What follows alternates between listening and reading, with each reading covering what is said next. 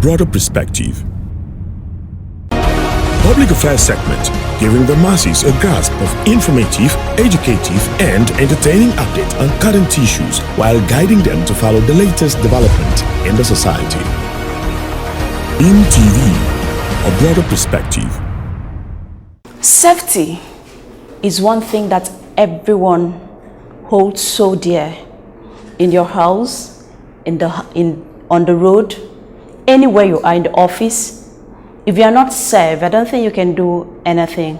Today's focus will be on safety on the road. You might think, it doesn't concern me. I do not drive. I do not have a bicycle. No. Even while you're trekking, even though you're a pedestrian, there's something that you need to know in order to adhere strictly to the rules of the game so that you will not be victim of any accident. This is to welcome you to Public Affairs segment on Beam TV. And today's focus will be on safety on the road, the role of Federal Road Safety Corps.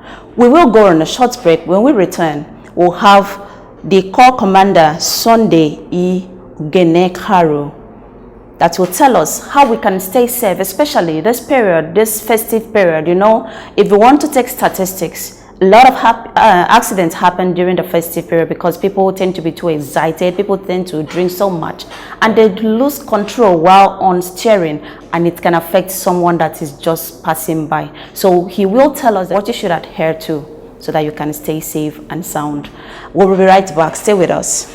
Watch Beam TV programs on the following channels: AKBC, Monday, 7 to 8 p.m. YouTube, Beam TV Nigeria, Facebook, Beam TV. For advert placement, documentary, event coverage and airing, and special interview, call 0816 567 1899 or 0808 856 8753. Beam TV, a broader perspective. Public affairs segment, giving the masses a grasp of informative, educative, and entertaining updates on current issues while guiding them to follow the latest development in the society. Beam TV, a broader perspective. You're welcome back to the Public Affairs segment of Beam TV, where we will be looking at safety on the road, the role of Federal Road Safety Corps. And like I told you before we went on that short break, that we will have a special interactive session with the Corps Commander, Sunday E. Ogenekaru. He is the Sector Commander of Road Safety Corps, Akwa Ibom State Command. Welcome, CC, to the program. Thank you very much. How is road safety? We're good. We're working in collaboration with all stakeholders towards ensuring that the roads, all public roads in Akwa Ibom State, are safe for all road users use all year round. Okay, there was an argument sometime where some people say, but going by the name Federal Road Safety Corps, they should be looking at the highways, the federal roads. What are they doing in the states? Can we know the objective of road safety in Akwa Ibom State? Thank you very much. The Federal Road Safety Corps in the first instance was established in February 18, 1988 via Decree 45 of that year, 1988, principally to address the epidemic proportion road traffic crashes had assumed in the country and the need to wholesomely tackle it, to eradicate road traffic crashes and create safe motor environment in the country, to work in collaboration with the federal, state, and the FCT administration and localities where works and devices are required, okay, and the measures towards ensuring that those devices are adequately located in places where they will serve the public interest. And of course, to ensure discipline, okay, to enlighten members of the road users and members of the public on the importance of discipline on the highways. The FRSC has done so much on its account to the extent that currently in Africa it stands as a #1 agency. It is the lead agency in road safety and traffic matters in Africa. And in fact, it is an ISO certified road safety organization and the only one. That when you talk about an ISO certified organization. You are talking about an organization whose processes and procedures have been subject to rigors that is required and is ensured to be classified as a world-class organization. And that is what the Federal Road Safety Corps is presently. Okay. All right. You understand that it's not everybody, every road user that will understand the rules, the terms and conditions of using the road, and in short, generally the rules of using the road. And you see so many defaulters breaking rules, not obeying traffic, motorists. I won't talk about that one. Are you telling us that road safety, Federal Road Safety Corps, has given enough sensitization to motorists and to all road users? There can never be enough of education. Education is a continuous thing. So long as we live, education is continuous. Okay, you have to keep improving, okay, on what you are today for tomorrow, for better tomorrow. So what we're doing, the FRC started with enlightenment. Okay. And in the first 9 months of its operations, it was all enlightenment. Okay, and there were gains recorded because subsequent traffic figures, crash figures, showed that there was quantitative and qualitative reduction in the number of crashes, in the years that followed. Okay, and like I said, we are gone in beyond even just merely looking at enlightening members of the public through our radio and television programs. We now go to offices for advocacy. We go to marketplaces.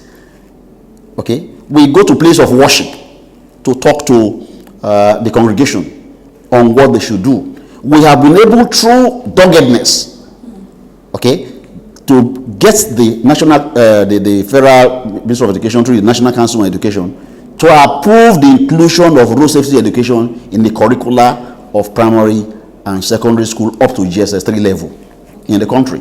Okay, in effect, every child of school age, from the age of 4 up till 12, 13, must have gone through some form of education with respect to knowing what to do, what traffic drill is, meaning you know what side of the road to walk, which is the left-hand side of the road, whereas vehicles move on the right-hand side of the road, so that pedestrian can easily see vehicles ahead and be able to take responsible action where a driver, for instance, goes out of form in trying to avoid maybe a pothole, or he's drunk, or he's distracted.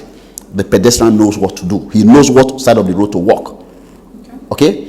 The pedestrian also, with the efforts of the road safety and enlightening the public, also knows that footbridges are not a part of decoration for the roadways, that they are meant to be used by pedestrians, okay, in critical places. At the water fountain, okay, we'll be making efforts continually, talking to people, okay, assisting students to cross the road. Okay, but you still find gentlemen, people who will pass for gentlemen and ladies, okay, surprisingly, cross the road directly under the bridge. Okay, ordinarily such people should go for psychiatric examination. But by the time we begin to discuss that, they will say the FRC is going another length towards trying to possibly harass people and all that. So you sanction road user that does not use the overhead bridge? Yes, Regulation 173, okay, at sub-regulation level of is clear. That is the National Road Traffic Regulation 2012. The FRC is an organization that has zero tolerance for indiscipline. If an FRC staff, for instance, has a car, not that it's expected, it is mandatory that he must have a valid driver's license. Okay. This is the sector commander's driver's license. Okay, and I've told you I have renewal, okay, for the last 27 years. Okay, but in the FRC, we are not satisfied. We don't trade our driver's license for ID card or use one in place of the other. Every staff who has a vehicle, if it's a motorcycle, you must have a driver's license category A. And you cannot enter any FRC premise with your motorcycle without sporting your helmet. Okay. You cannot drive a car into a FRC premises without fastening your seatbelt. You cannot drive an FRC vehicle without having a valid driver's license. Okay. You know, so we start. You have to teach people with yourself as a living example. Okay, so it is not do what I say. It is do what I do. That is the practice in the FRSC. Okay, we'll go on a short break. When we return, during the short break, we'll be taking road signs to know what signs to adhere to when we are using the road. And when we are back, we'll like to know the causes of accidents, especially during the festive period, and how we can stay out of this. Stay with us.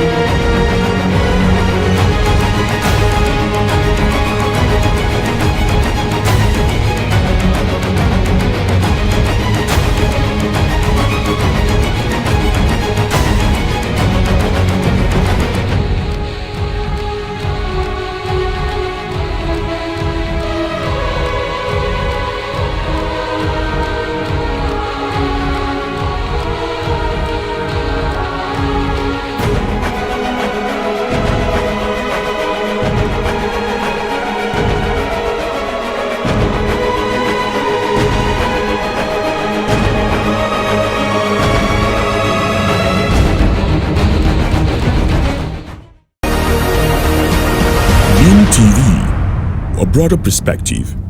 All right, so welcome back. We are still looking at safety on the road, the role of Federal Road Safety Corps in Akwa Ibom State. And before we went on that short break, we said that when we are back, we are going to look at the causes of road accidents being on the increase during the festive period. Are we so excited? Are we so over-excited about the festive period that we lose control even when we are on the road? This is the time for us to find out. And I believe you have seen the road signs that we displayed, and you're going to adhere strictly, because I didn't know will not save you from the consequences of that mistake you are about or you've been making. All right, the Corps Commander, Road Safety Corps, Akwa Ibom State Command. We noticed that we have accidents on the increase during festive period. Why do we have accidents on the increase during this period? I would say the plausible reason why we have increase in cases of road incidences has to do with the increase in number of vehicles and persons on all public roads in Nigeria. Ours is a country that is multicultural country. Okay, multilingual and multicultural country. We have people from different cultural remove. Okay, and as we have these different cultures, different people, okay, making a country, you have a situation where most of the things we do at the cultural traditional end, they are usually during the end of year. Okay, and because of experiences and researches over time, we have come to a conclusion that the period marking the end of the year, starting from September up till end of year, so the last 4 months, We have increase in human and vehicular traffic because cultural festivals, traditional events, marriages, religious programs. You can see so many churches now having crusades, outreaches during this period. So there will be more people on the road, and the more vehicles on the road, the higher the chances of driver error. Okay. So it is actually the more vehicles on the road and the higher the chances of driver error. The driver error is what occasions these crashes. Okay? Because one, some of the drivers, negligent as they are, when it is getting close to this end of year, they see it as their period of commerce. They see it as their period of gain. Okay? All transporters. So instead of actually preparing for this period to suffer the gains of having higher number of passengers, they lose track, okay, and get lost in just that simple excitement that they are going to make more money. Okay, so consideration is given to more money than the consideration for safety. Okay. So priority is given to money, financial returns. Okay, but what the FRC has been doing over time through our public enlightenment enforce in going to motor parks, in having engagements with the fleet operators, okay, is that you need to prepare for this traffic season. Okay. And what are the preparations? You get your vehicles in good working condition, preparatory to this period. The tires are critical to the movement of every vehicle because the entire vehicle is resting on these tires, be it motorcycle, tricycle, full-fledged vehicle, cars, trucks, and whatever. The vehicle, the entire weight is resting on the tires. Okay. And the tire is made up of different components which disintegrate with time, which is called expiring, okay, or getting degraded by use, continuous use. Okay, so it's expected that the vehicle owner and driver should be conscious of the fact that this vehicle, okay, which secures my life, this tire on which the vehicle is rested needs to be washed, monitored, and changed as it becomes necessary. What are those things? What are the preventive measures you put in place to curb that so that it will not escalate? Road users include pedestrians. They include passengers in vehicles. They include motorcyclists, tricyclists, and all that. Now, each of these category of road users have their responsibilities. Okay? A pedestrian, for instance, who will not use the footbridge where it is provided, is acting against Regulation 173, sub-regulations 9, 10, okay, and 11 of the FRC, of the National Road Traffic Regulation 2012 as amended. A driver that will fail to use seat belt is acting contrary to the law and common sense and his personal safety. So we always urge road users, think safety, act safely. Think safety, act safely. Because life has no duplicates. The pedestrian must know his role and responsibility on the road. Where there's a footbridge, use it. Where there's a zebra crossing mark, stay there. Where you need to walk on the road, okay, move on the left-hand side of the road, not on the right-hand side. Okay, so that you can face traffic and be able to make good judgment. Where a driver is negligent or the vehicle fails and is coming towards you, you know what responsible action to take. Okay, for the motorist, you are guided that you cannot combine drinking with driving. Okay, because the two don't go together. If you must drink, you don't drive. If you must drive, don't drink. Okay, even things as mundane as eating, you don't eat while driving, because a driver needs to drive with his hands in 10 minutes to 2. Okay, this is how the steady should be held, not with one hand. Okay. So where will your hand be if you have to eat? Right. First, seat belt is a lifesaver. If you don't use your seat belt, okay, then you are putting your life in jeopardy. Every vehicle has seat belt provision for all the occupants. Every vehicle. If it's a salon car, it has provision for 5 persons. The driver, the passenger in front, and the 3 persons at the back. But are you so particular about other seat belts or just the driver's own? Every occupant of a vehicle requires a seat belt. You know the reason? Even the driver. It's just that we don't encourage drivers, because if you start talking about it, some drivers will be negligent. And they say, okay, they even have something they can hold. A driver is holding a steering. Okay. So it gives him some form of balance. But not so with the passengers. The passengers are sitting, they're arrested. If they don't fasten seat belt, if they don't strap the seat belt, and the driver sees an emergency and applies the brake, that forward thrust that normally follows the driver, stepping on the brakes, will make the passenger who has failed to use the seat belt to get flung out of the vehicle at the speed at which the vehicle was traveling when the driver noticed the emergency. So if a driver was going at 100 kilometers per hour, for instance, and he notices an emergency, maybe a child suddenly crossing the road negligently, and he slams on his brake, every passenger in that vehicle who did not use seat belt will get flung out of the vehicle at the speed of 100 kilometers per hour. I can imagine what damage that will do to the individual. Okay. So so every passenger in the vehicle requires to use seat belt, and there's a provision for every including buses. If it's a 12-seater bus, there are 12 seat belts. If it's a 14-seater bus, there are 12. If it's a luxury bus, every passenger in that luxury bus is provided for with a seat belt. It's a lifesaver.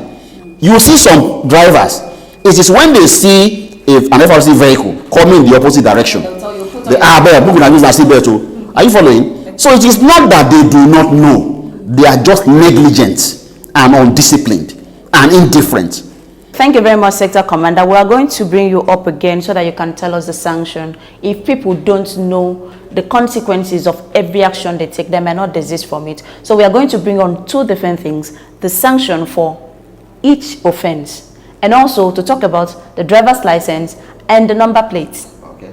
All right, thank you very much for making our time to be with us today. And keep doing the enlightenment. Thank you very much. I believe that one day everybody will obey the law. That is what we look forward to. 0 crashes. 0. That is a situation where the FRC will be able to achieve a situation through its public enlightenment and collaborative effort with all stakeholders, that we will not have incidences of road traffic crashes on any road in Nigeria. Okay. That's why we say we have done our job. All right.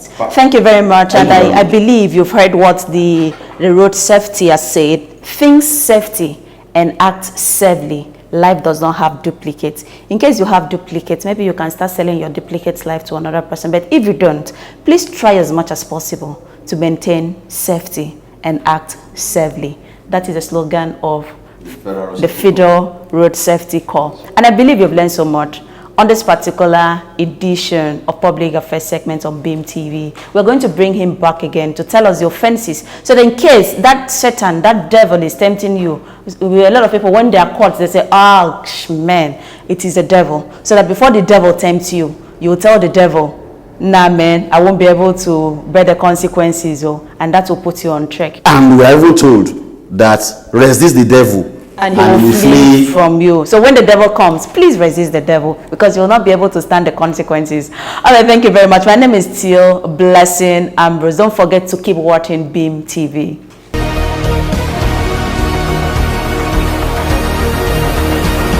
Beam TV, a broader perspective.